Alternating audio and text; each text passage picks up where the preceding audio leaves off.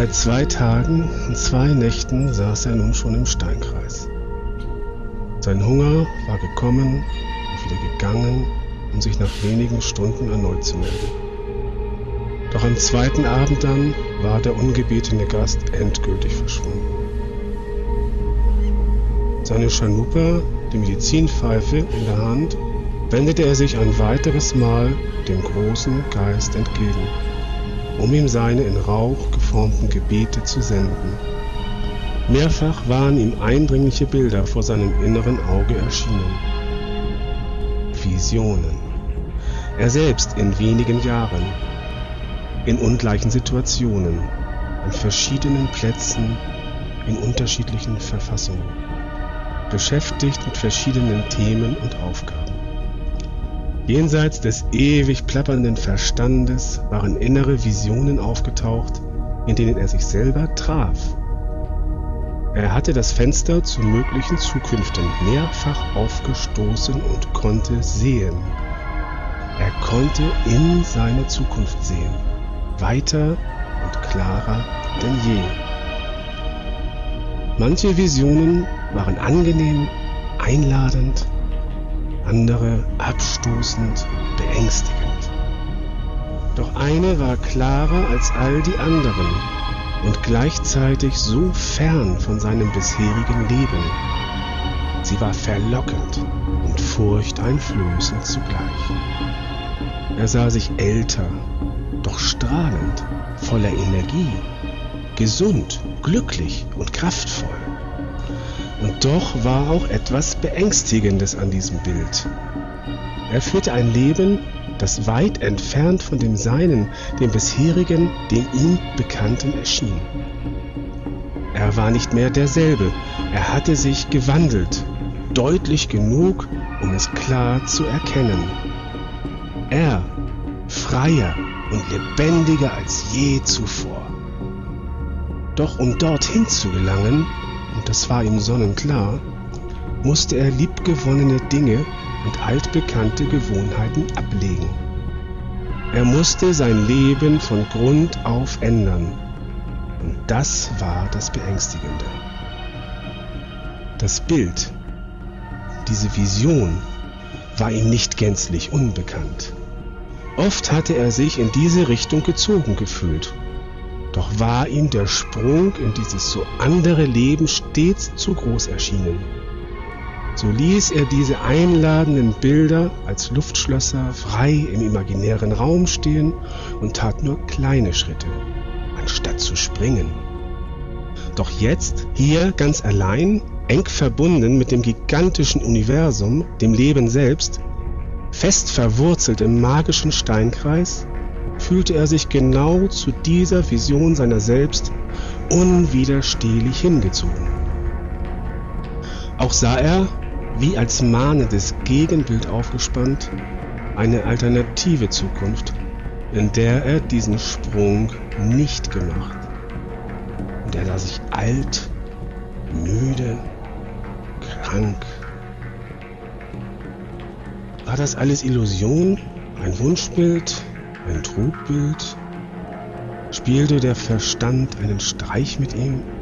Oder war dies eine wirkliche Antwort, ein Zeichen des Lebens selbst, heraufgespült aus unsagbaren Tiefen seiner Psyche? Eine wirkliche Antwort auf die Frage nach seinem weiteren Lebensweg? War das die Vision, um die er gebeten hatte?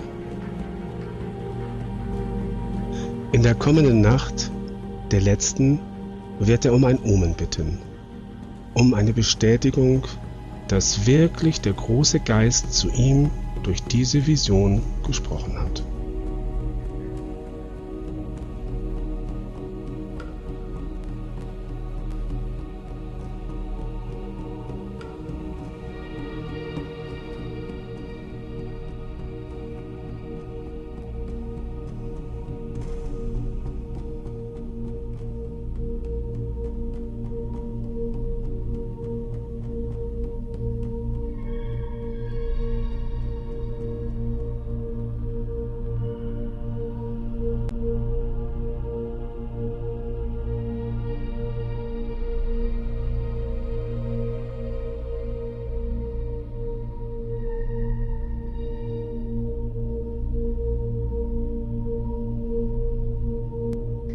Es war noch dunkel, als sie erwachte.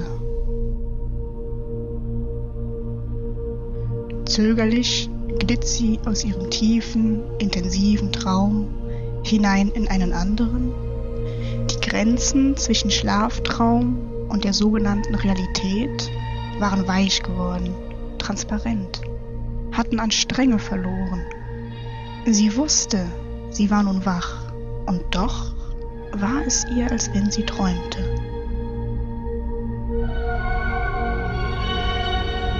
Seit Jahren hatte sie nicht mehr so entspannt geschlafen. Sie fühlte sich wohl und sicher, geborgen und berührt vom Leben, hier in ihrem Steinkreis, zärtlich eingewoben in dieses kosmische Schauspiel. Sie war nicht länger nur Zuschauerin, ein Gast in der eigenen Geschichte. Nein, jetzt war sie Teil davon. Keine Angst mehr. Sie wollte nirgendwo anders sein, nirgendwo anders als hier und jetzt. Und sie wollte niemand anders sein als die, die sie jetzt war.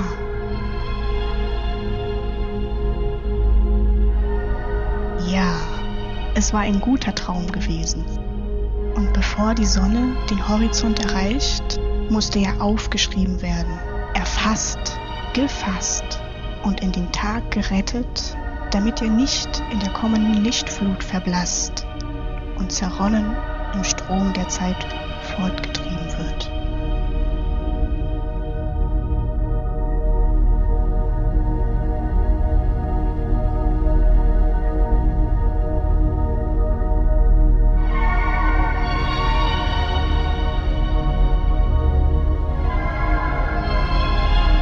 Sie hob erneut die Feder als Geste ihrer Absicht, die Verbindung zur Natur, zum Leben selbst zu stärken, zu ihrer Seele, zu ihrer Ahnenlinie, aus der sie erwachsen. Sie wollte die Verbindung zum unendlichen Universum selbst festigen und durch ihre Berührung mit diesem Symbol des kosmischen Fittich, unter dem sie nun ihr Zuhause wusste, abermals erneuern. Sie war nicht mehr einsam, sie war verbunden mit allem und alles war lebendig. Oh, wie dankbar sie doch war.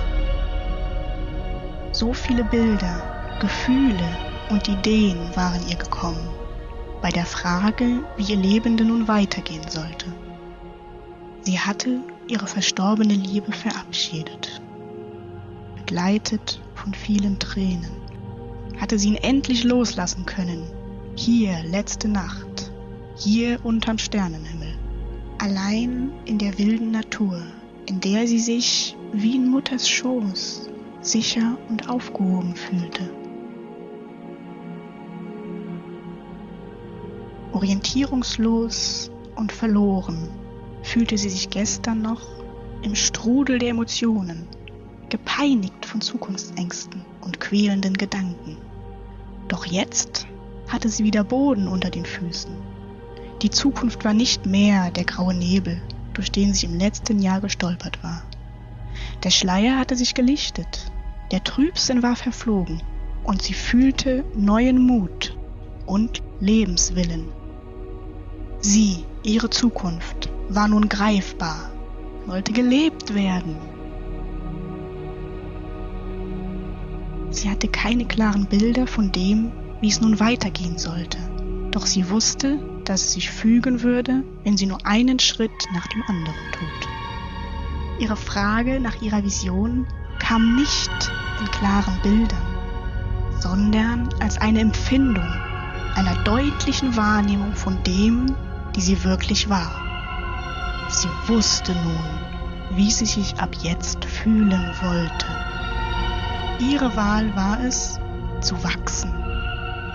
Sie wollte diesen Zustand, der wirklicher war als all die Empfindungen, die sie bislang hatte, hegen, pflegen, hüten und festigen.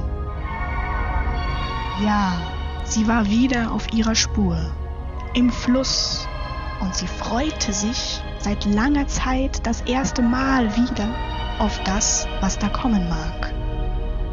Sie freute sich auf die Herausforderungen, die dort in so weit entfernten Deutschland, in ihrem alltäglichen Leben, auf sie warteten. Ja, sie hatte wieder Lebenswillen. Es war nicht zu Ende. Noch lange nicht. Nein, es ging weiter. Und mit der Power, die sie jetzt in sich spürte, würde sie Dinge schaffen, zu denen sie bislang nicht in der Lage war.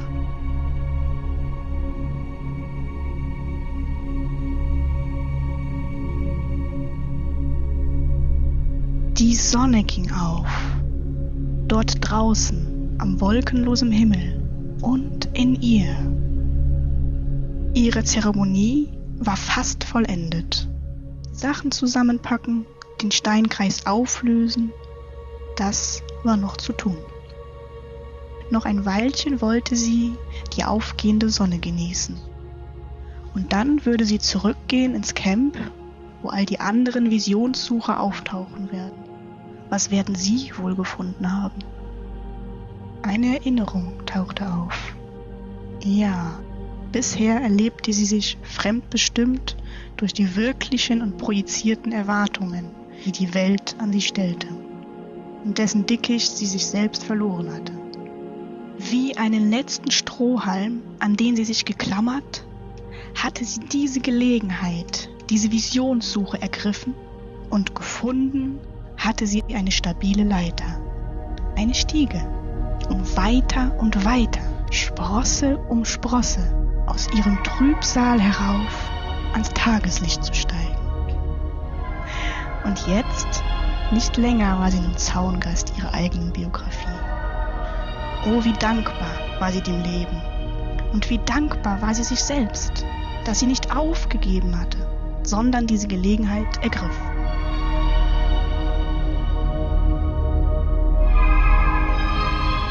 Sie hatte zu ihrer Kraft, zu ihrer Quelle gefunden, um nun wirklich auf eigenen Füßen zu stehen. Sie fühlte genügend Energie, Gewissheit und Mut, um ihre eigene Geschichte zu schreiben, um ihren eigenen Weg zu gehen.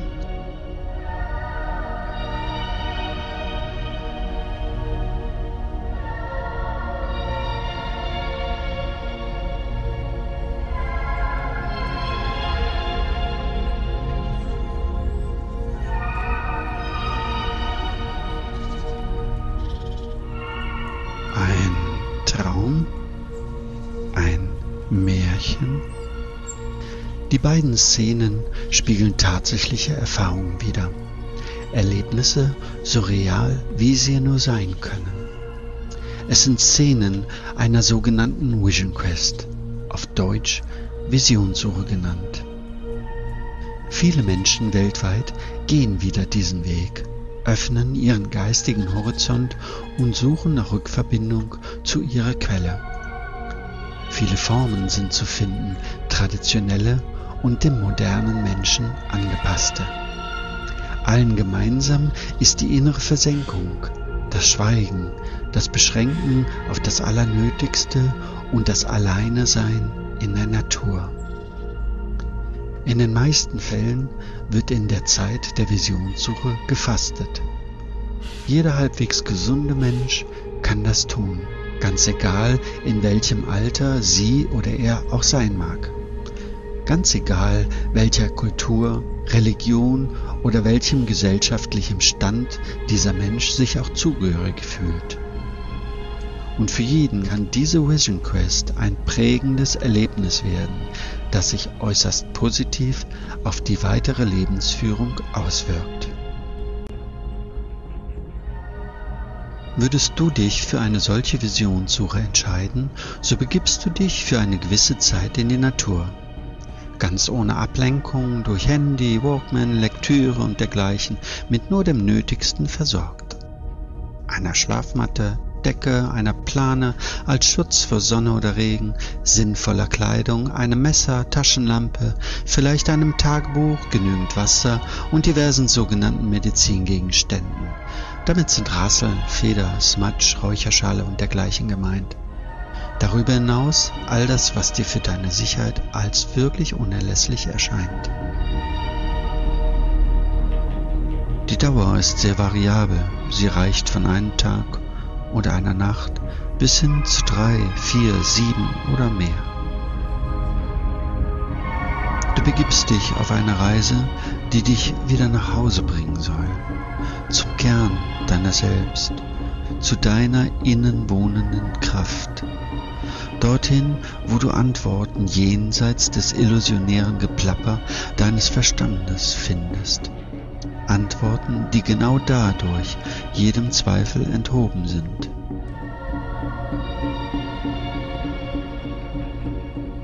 Es ist klug, sich bei Übergängen von bestimmten Lebensphasen auf eine Vision Quest zu begeben. Diesen Wandel als markanten Punkt wertzuschätzen und sich ganz in Ruhe mit viel Zeit jenseits des zerpflückenden Trubels der Alltagswelt zu orientieren, bevor man handelt.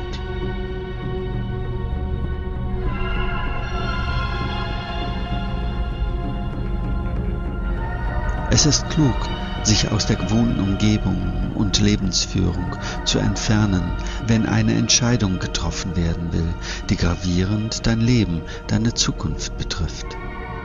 Dann ist der Entschluss, einen bestimmten Weg zu gehen, im Trubel der Alltagswelt getroffen, also im Einflussbereich des inneren und äußeren Lärms, dem Einflussbereich von all den Menschen, die ihrerseits, ob bewusst oder unbewusst, gewisse Ansprüche an dich stellen. So steht sie, deine Entscheidung, meist auf sehr wackeligen Beinen und wird dementsprechend gegangen, sehr wackelig eben, und wird so immer wieder in Zweifel gezogen. Das ist keine Grundlage, auf der gesundes Wachstum und Zufriedenheit gedeihen kann. Es ist die Basis, auf der Zweifel, Verzweiflung, Hadern, Misstrauen und Stress Wurzeln schlagen können.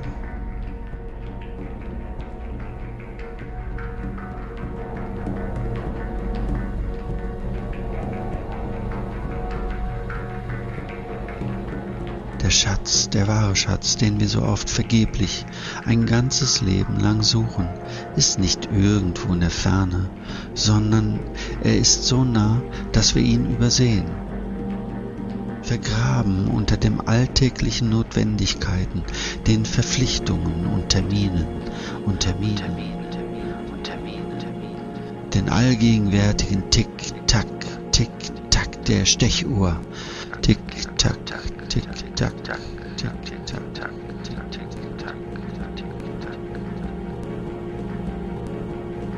übertönt vom Lärm des unentwegt plappernden Verstandes und dem Lärm aus Radio oder TV, Computer oder dergleichen, verborgen hinter einem dunklen Vorhang, gewebt aus Schuldgefühl, Ängsten und Dogmen. Dort verborgen wartet er, der goldene Schatz, nach dem sich ein jeder sehnt.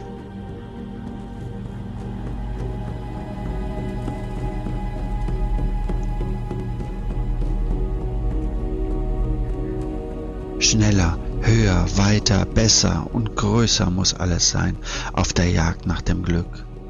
Sieger muss ich sein im Wettkampf mit meinesgleichen, um ein Stück vom Glück zu erjagen. Doch diese Jagd ist zum Scheitern verurteilt. Entgegen den allgegenwärtigen Versprechungen, den Verheißungen der Konsumindustrie wirst du dort draußen nicht finden, was dein Herz begehrt. Der Tanz ums goldene Kalb ist ein Totentanz.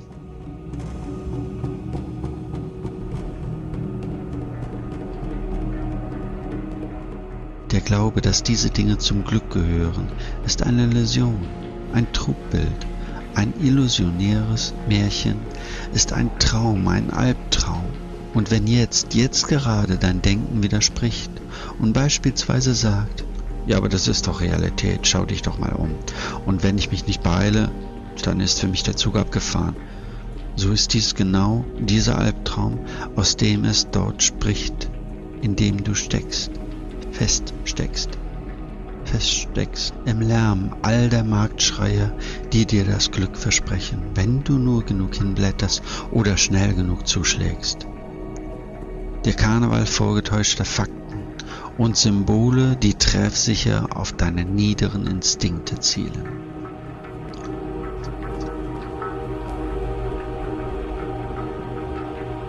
Kauf mich. Ich will dich. Du brauchst mich. Ich brauche dich.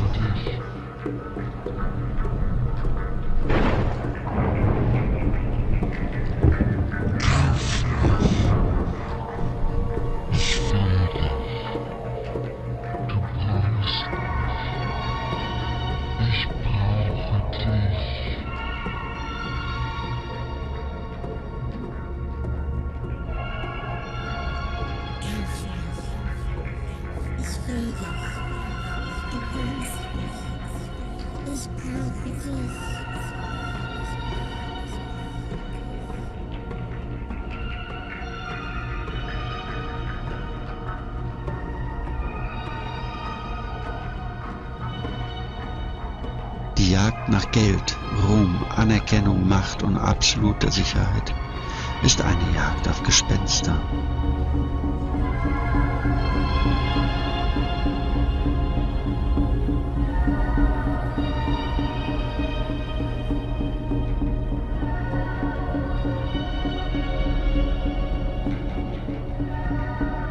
Das tiefsitzende Gefühl der Unzulänglichkeit, ein Mangel an Selbstwert, der unstillbare Wunsch nach Besitz oder Befriedigung wurzelt in dem Umstand, dass wir uns als getrennt erleben. Der Verstand, der normalerweise unsere ganze Aufmerksamkeit auf sich zieht, der die Alleinherrschaft unseres Seins für sich beansprucht, kann sich nur als getrennt erleben. Er erkennt nur die sich in unzählige Facetten aufsplitternde Welt, die er analysiert, bewertet und katalogisiert. Die Ganzheit erleben, darin aufgehen, das kann er nicht. Die Ganzheit, die Einheit, erkennt er zwar als Konzept an, und der Denker versteht es vortrefflich, darüber zu philosophieren, doch das ist nicht das Erfahren der Einheit, das Durchdringen, ein sich mit allem verbunden fühlen.